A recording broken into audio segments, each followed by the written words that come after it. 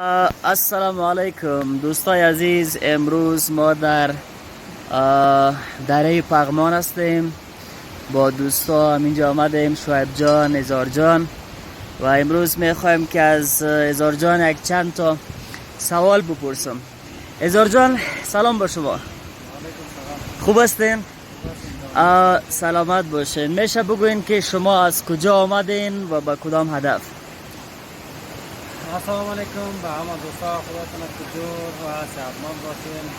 امروز ما آمدیم به دره پغمان خاص به خاطر چکر و خود ما که آمدیم از جلال‌آباد آمدیم، چون شما میکنیم که اینجا زیاد در این روزا زیاد گرمی است و ما هم خواستیم که به کابل بیاییم، چون هوای کابل خیلی خوب و دلنشین هوا داره و امروز ما خواستیم که بیاییم چکر و دره پغمان.